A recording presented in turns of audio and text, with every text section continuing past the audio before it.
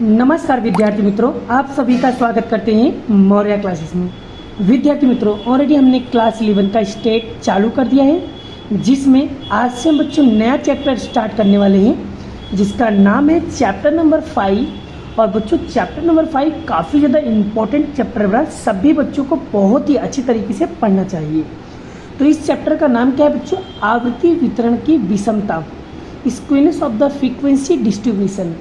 बच्चों ये चैप्टर उन्हीं बच्चों को आएगा जो बच्चों को चैप्टर नंबर 3 और चैप्टर नंबर 4 अच्छी तरीके से एकदम अच्छे से आता होगा ना बेटा, वही बच्चा ये चैप्टर नंबर 5 को सीख पाएगा और समझ पाएगा और कर पाएगा।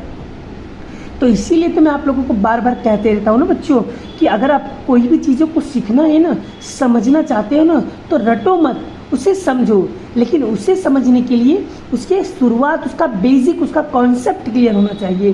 वो कॉन्सेप्ट आपका तब क्लियर हो पाएगा जब आपको चैप्टर नंबर 3 और चैप्टर नंबर 4 बहुत अच्छे तरीके से आता होगा तो।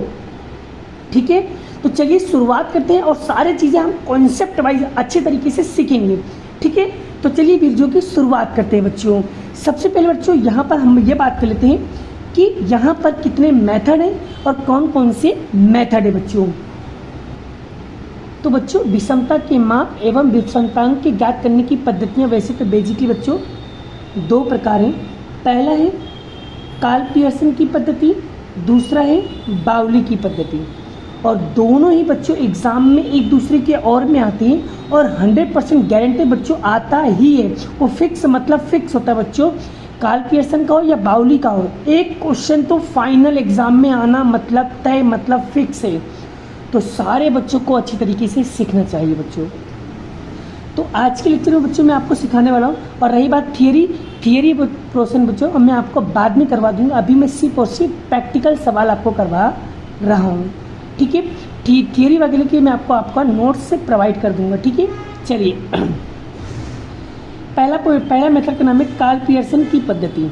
तो चलिए समझते हैं कार्ल पियर्सन की पद्धति में कौन सा फॉर्मूला लगता है, कब लगता है, क्यों लगता है, कैसे लगता है। चलिए सीखते हैं बच्चों। यहाँ पर देखिए बच्चों चैप्टर नंबर 5 आवृत्ति वितरण का विषमता। तो विषमता की बात करूँ 2 प्रकार है, कार्ल पियर्सन की पद्धति, बाउली की पद्धति। अगर मैं बात करूँ बच्चों यहाँ पर कार्ल पियर्सन, तो कार्ल पियर्सन की पद्धति में बच्चों एक तो ये वाला सूत्र लगता है और दूसरा ये वाला सूत्र लगता है। अब आपके मन में क्वेश्चन आ रहा है कि सर ये वाला सूत्र कब लगेगा और ये वाला सूत्र कब लगेगा, राइट। तो बच्चों दोनों चीज़ें मैं एकदम डिटेल में कॉन्सेप्ट क्लियर करूँगा। ठीक है, तो बच्चों एमओ का मतलब होता है बहुलक और एक्स बार। ठीक है, तो बहुलक वाला सूत्र कब लगेगा और एम मतलब मध्यगा, माध्य, और एक्स बार, तो ये वाला सूत्र कब लगेगा। ठीक है, एफआई में देखने का बच्चों कोई भी संख्या रिपीट ना होती होना चाहिए। जैसे कि सबसे बड़ी आवृत्ति बच्चों, जो सबसे बड़ी संख्या होगी एफआई के अंदर, अगर वो रिपीट नहीं होती है तो आपको ये वाला सूत्र लगाना है। और अगर एफआई के अंदर सबसे बड़ी आवृत्ति अगर रिपीट होती है तो आपको ये वाला सूत्र लगाना है। वो आपको अभी क्लियर नहीं समझ में आएगा बच्चों, वो जब मैं आपको प्रैक्टिकल सवाल समझाऊंगा तब आपको समझ में आ जाएगा। अब अगर बात करें तो बच्चों अगर आपको पता होना चाहिए बच्चों एक्स बार कैसे निकल आता है, एमओ मतलब बहुलक कैसे निकल आता है, एस स्टैंडर्ड डेविएशन कैसे निकल आता है, एम माध्य कैसे ज्ञात किया जाता है। ये सारे सूत्र अगर आपको पता होगा बच्चों तभी आप सवालों को सॉल्व कर पाओगे, अदरवाइज नहीं कर पाओगे। चलो सबसे पहले मैं बताता हूँ बच्चों एक्स बार कैसे निकालोगे। अगर बच्चों सवाल के अंदर एक्स आई एफ आई दोनों दिया गया हो, एक्स आई एफ आई दोनों दिया गया हो, तब सवालों को कैसे ज्ञात करोगे। एक्स बार निकालने का सूत्र होगा बच्चों sigma F I X I upon में एफ आई। एफ आई का मतलब क्या होता है बच्चों, एन होता है, ये बात ध्यान रखना। ठीक है, चलिए एम कैसे निकालोगे बच्चों। एम निकालने का सूत्र होता है एम + 1 डिवाइडेड बाई 2 वहाँ अवलोकन का मूल्य। और एमओ मतलब कि बहुलक कैसे निकालोगे, जो सबसे बड़ी आवृत्ति होगी एफआई के सामने वाला एक्सआई आपका क्या होगा, उत्तर हो जाएगा। चलिए स्टैंडर्ड डेविएशन कैसे निकालोगे, एस √ में sigma F I X I का वर्ग अपॉन में minus sigma F I X I का बटे में पूरे का होल 2। तो इस तरीके से बच्चों हम एक्स का सूत्र लगाएंगे। आप लोगों को थोड़ा सा कन्फ्यूजन लग रहा होगा बच्चों, लेकिन जब हम आपको सवाल करवाएंगे ना बड़ा, तब आपको बहुत अच्छे से सवाल समझ में आ जाएगा। तो चलिए शुरुआत करते बच्चों और सारे कॉन्सेप्ट को समझने की कोशिश करते बच्चों। चलो बच्चों एक प्रैक्टिकल सवाल लेकर मैं आपको समझाता हूँ बच्चों। तो मैं लेने वाला बच्चों स्वाध्याय 5.1 का पहला क्वेश्चन। क्या लिखा हुआ है, निम्नलिखित दिए गए आवर्ती वितरण 59 ग्राहकों के द्वारा 500 मिली फ्यूरोसाइटोड दूध की थैलियों की मात्रा की मांग संबंधित है। तो इस सूचना का उपयोग करके कार्ल पियर्सन की पद्धति, बच्चों क्या बोला है, कार्ल पियर्सन की पद्धति से विषमतांक ज्ञात कीजिए। विषमता और विषमतांक दोनों ही ज्ञात करना रहेगा बच्चों। आपको यहाँ पर देखो ये एक्सआई है और ये एफआई दिया है। अब आपके मन में क्वेश्चन आ रहा होगा कि सर कौन सा सूत्र मैं लगाऊं। आपके पास तो दो सूत्र हैं, एक ये वाला सूत्र है और एक ये वाला सूत्र है। तो सर ये वाला सूत्र लगाऊं कि ये वाला सूत्र लगाऊं, कैसे पहचानोगे बताता हूँ बच्चों। एफआई दिया है तो इस एफआई के अंदर देखो बच्चों, सबसे बड़ी आवृत्ति कितना है बच्चों, 15 है। क्या है 15। तो ये जो 15 है, क्या ये 15 रिपीट हो रहा है? तो सर 15 रिपीट नहीं हो रहा है। तो रिपीट नहीं हो रहा है तो इसका मतलब ये पहला वाला सूत्र लगाओगे बच्चों। अगर मान लो एफआई के अंदर जैसे 15 दो बार आ जाता, रिपीट होता, तब हम ये वाला सूत्र लगाते हैं, राइट। अब बताओ कॉन्सेप्ट क्लियर हुआ बच्चों। चलिए, अगर रिपीट नहीं हो रहा है तो ये वाला सूत्र, अगर ये 15 रिपीट होता तो ये वाला सूत्र लगता, राइट।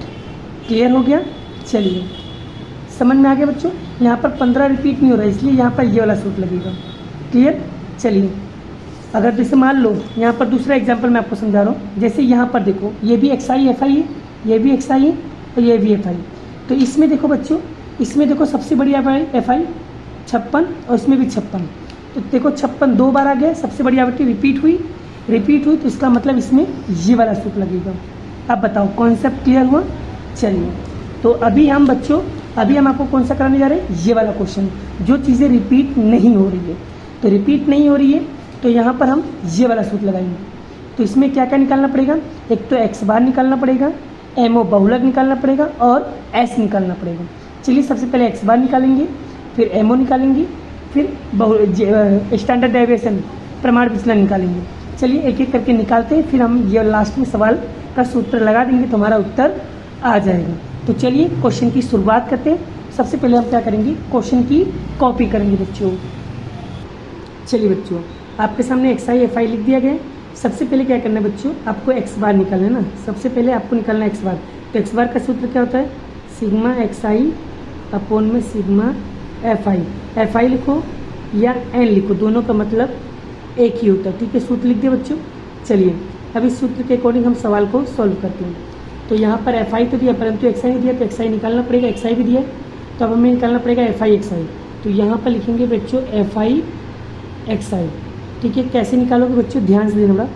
तो इन दोनों का गुणा करोगे तो यहाँ पर कितना आएगा बच्चों, 2 आएगा। फिर 2 का गुणा 7 में करेंगे कितना आएगा, 14 आएगा। फिर 3 का गुणा 10 में करेंगे कितना आएगा, 30 आएगा। 4 का गुणा 15 में करेंगे कितना आएगा बच्चों, 60 आएगा। फिर 15 का गुणा 12 में करेंगे बच्चों 60 आएगा। 6 का गुणा 7 में करेंगे कितना आएगा, 42। फिर 7 का गुणा 4 में करेंगे कितना आएगा, 28। 8 का गुणा 2 में करेंगे कितना आएगा बच्चों, 16। फिर क्या करना है, ये जो एफ आई का टोटल मारो बच्चों। जब एफ आई का टोटल मारोगे तो कितना आएगा, 59 आएगा। और जब इसका एफ आई एक्स आई का टोटल मारोगे बच्चों तब कितना आएगा, 12। यहाँ पर कितना आएगा बच्चों, 252 आएगा। क्लियर हो गया बच्चों। चलिए आगे बच्चों, यहाँ पर हम एक्स आई कैसे निकालेंगे वो भी ध्यान से सीख लो बच्चों। एफ आई एक्स आई कितना दिया है, 252। और सिग्मा एफ आई मतलब एन कितना दिया है बच्चों, एन दिया है 59।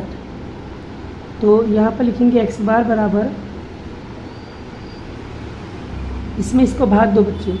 भाग देंगे कितना आएगा बताओ जल्दी बच्चों, जल्दी बताओ कितना आएगा, मुझे देख कर बताओ जल्दी बच्चों कितना इसका उत्तर आएगा, 4.27 आएगा। कितना आएगा, 4.27। ये आपका एक्स बार का सूत्र है बच्चों। क्लियर हुआ। चलिए बच्चों, अब एक्स बार निकल गया। अब उसके बाद हम निकालेंगे बच्चों एमओ। क्योंकि यहाँ पर ये वाला सूत्र लगाएंगे ना बच्चों, ये वाला। तो एमओ कैसे निकालेंगे बच्चों, एमओ जब भी सवाल के अंदर एफ आई एक्स आई दिया हो और बहुलक निकालना हो बच्चों तो उस समय कैसे निकालोगे। सबसे पहले देखो एफ आई है बड़ा, एफ आई के अंदर देखो सबसे बड़ी आवृत्ति कौन सी है बच्चों, सबसे बड़ी संख्या कौन सी है, तो सबसे बड़ी संख्या है बच्चों 15। तो 15 के सामने वाली वैल्यू बच्चों, 15 के सामने वाली वैल्यू क्या लिखा है बच्चों, 4। तो एमओ बराबर क्या हो जाएगा बच्चों, 4। चलिए MO भी निकल गया। उसके बाद बच्चों हमें निकालना है S। तो S का सूत्र क्या है बच्चों, यहाँ पर लिख दे रहा हूँ, सिग्मा FI XI का वर्ग अपोन में N minus sigma FI XI upon में N इसका पूरे का वर्ग। ये सूत्र है। अब ये कैसे निकलेगा बच्चों, तो आपके पास FI XI तो है परंतु FI XI का वर्ग नहीं है, तो वो निकालना पड़ेगा FI XI का वर्ग।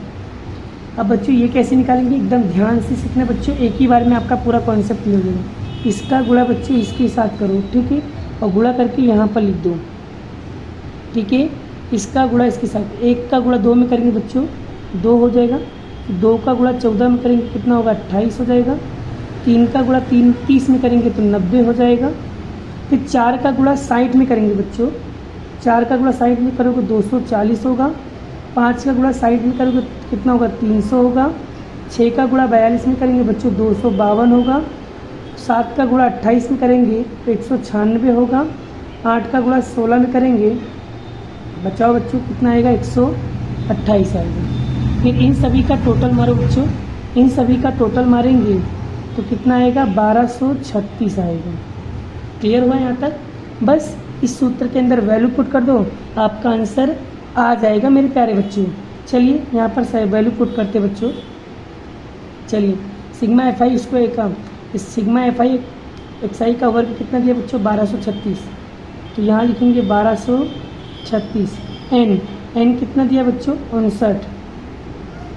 सिग्मा FI XI का वर्ग, सिग्मा FI XI दिया है कितना दिया है 252 और n दिया है 59, इसका पूरे का वर्ग। ठीक है, आगे कैसे करेंगे बच्चों ध्यान दीजिए, इसमें इसको भाग देंगे बच्चों, इसमें इसको भाग देंगे कितना आएगा 20.95। अब बच्चों यहाँ पर ध्यान दीजिए, इसमें इसको भाग दो बच्चों, इसमें इसको भाग दोगे तो कितना आएगा 4.27 और वर्ग है, वर्ग का वर्ग रखो। ठीक है, फिर यहाँ पर 20.95। अब बच्चों 4.27 का वर्ग करो, 4.27 का वर्ग मतलब कि 4.27 गुणे 4.27, 2 बार दाबो, 4.27 गुणे 4.27 करो बच्चों कितना आएगा, यहाँ पर आएगा 18.23। ठीक है, क्लियर हुआ?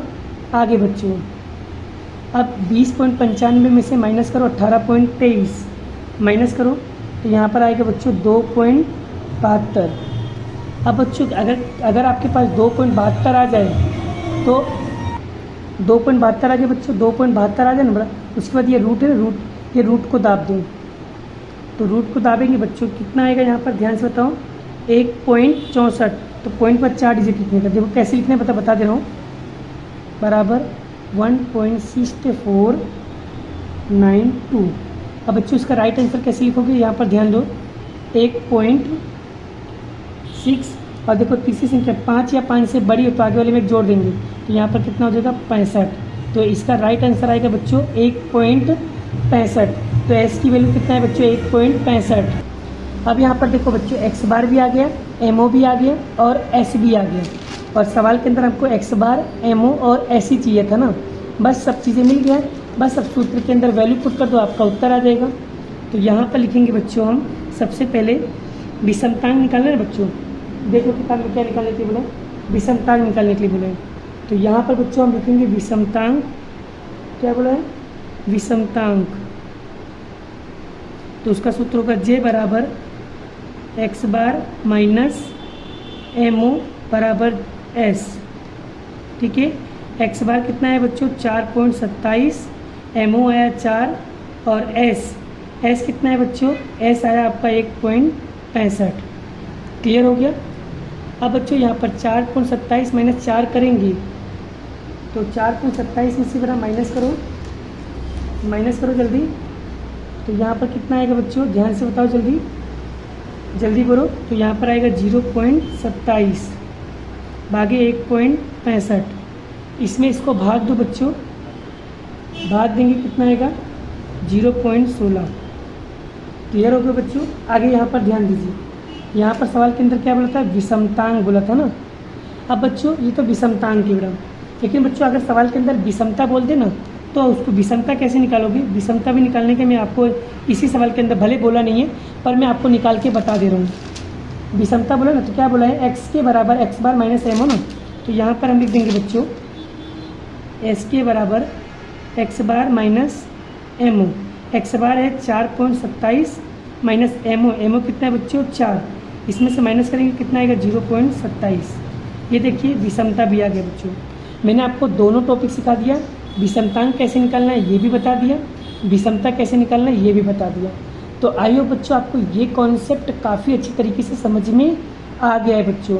नेक्स्ट वीडियो में बच्चों मैं आपको क्या सिखाने वाला हूँ, इसी टाइप का सवाल होगा, उसमें ऐसे सवाल लूँगा बच्चों जिसके अंदर ये वाला सूत्र लगता हो, और ये सूत्र कब लगेगा, जब संख्या रिपीट होती है तब। तो ये वाला क्वेश्चन बच्चों मैं आपको नेक्स्ट वीडियो में नेक्स्ट लेक्चर के साथ कराऊंगा, जिससे आपका पूरा कॉन्सेप्ट क्लियर हो जाएगा। आई होप बच्चों उम्मीद करता हूँ आपको ये टॉपिक ये कॉन्सेप्ट काफ़ी अच्छी तरीके से समझ में आ गया है बच्चों। अगर आपको स्क्रीनशॉट वगैरह पाड़ना तो बच्चों आप पाड़ सकते हो, ठीक है, जिससे आपका पूरा कॉन्सेप्ट क्लियर हो जाए, ठीक है। और बच्चों उम्मीद करता हूँ अगर आपको ये पूरा कॉन्सेप्ट समझ में आ गया है तो वीडियो को एक लाइक करना, शेयर करना, चैनल पर पहली बार तो चैनल को सब्सक्राइब करना। बाकी का क्वेश्चन बच्चों नेक्स्ट वीडियो में कराऊंगा, ठीक है। जय श्री कृष्ण, राधे कृष्ण की जय, जय माता दी दोस्तों, बाय बाय।